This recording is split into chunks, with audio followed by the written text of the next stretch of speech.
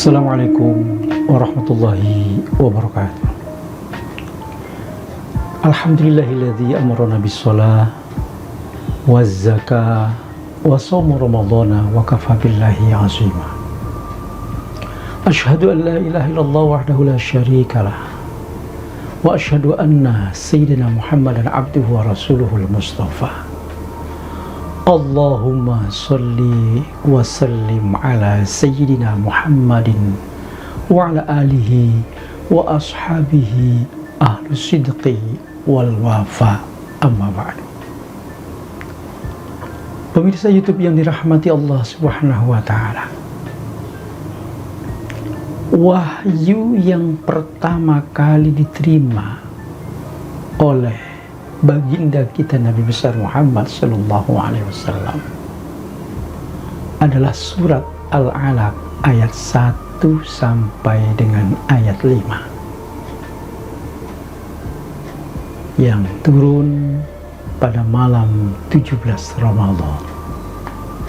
Makanya malam 17 Ramadan itu selalu diperingati oleh umat Islam sebagai hari nuzulul Quran atau malam nuzulul Quran, malam turunnya Al-Quran.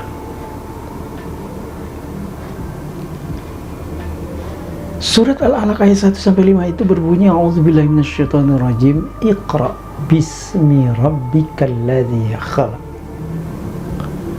Bacalah dengan nama Tuhanmu yang telah menciptakan. Khalaqal insana min 'alaq, yang telah menciptakan manusia dari segumpal darah. Iqra wa rabbukal akram, bacalah dan Tuhanmu lah yang amat mulia.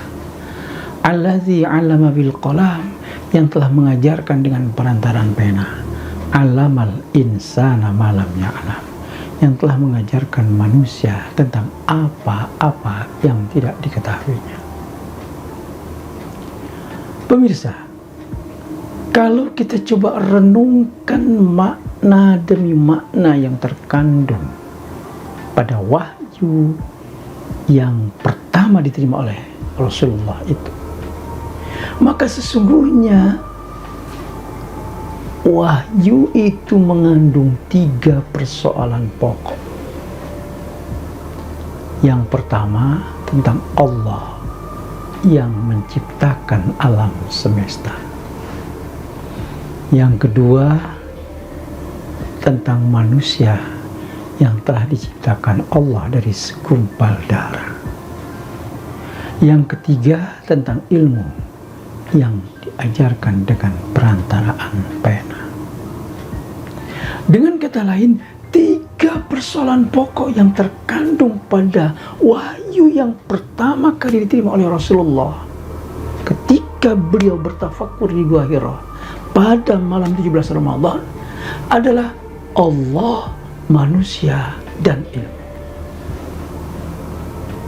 3 persoalan pokok inilah sesungguhnya yang merupakan titik tolak bagi kita sebagai muslim untuk memperoleh kebahagiaan hidup dunia dan akhirat. Sebagaimana doa yang selalu kita panjatkan terutama selepas sholat. Rabbana atina fid dunya hasanah wa fil akhirati hasanah wa qina adzabannar.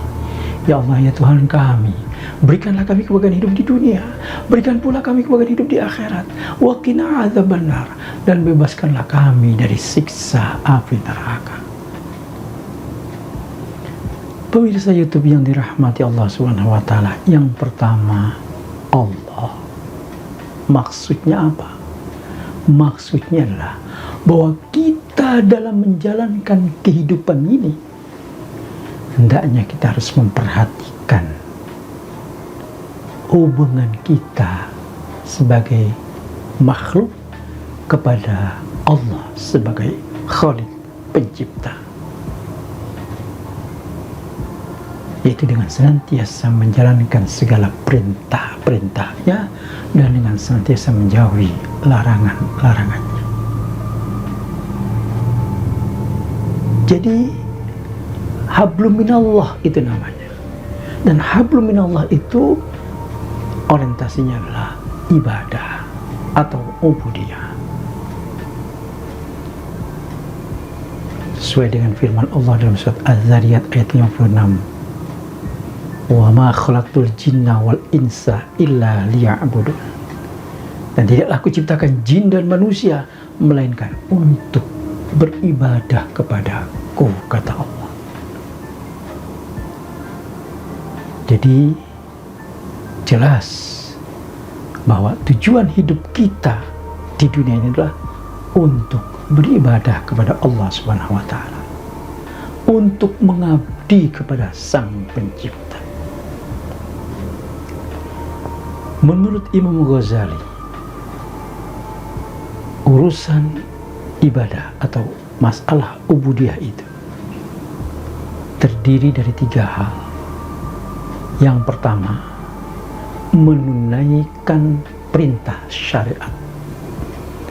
Yang kedua, rela menerima ketentuan dan takdir serta pembagian rizki dari Allah Subhanahu wa Ta'ala. Lalu yang ketiga, meninggalkan kehendak nafsunya untuk mencari ridho Allah Subhanahu wa Ta'ala. Nah, itu yang terkait dengan persoalan pokok yang pertama, hablum minallah. Selanjutnya, persoalan pokok yang kedua adalah manusia. Maksudnya adalah bahwa kita juga harus memperhatikan hubungan kita dengan sesama manusia. Hablum minan nas. Jadi di samping kita selalu memperhatikan jalur yang bersifat vertikal, hubungan kita dengan Sang Pencipta, kita juga harus memperhatikan jalur yang bersifat horizontal, hubungan kita dengan sesama manusia. Tolong menolong, membantu orang yang sedang dalam kesulitan.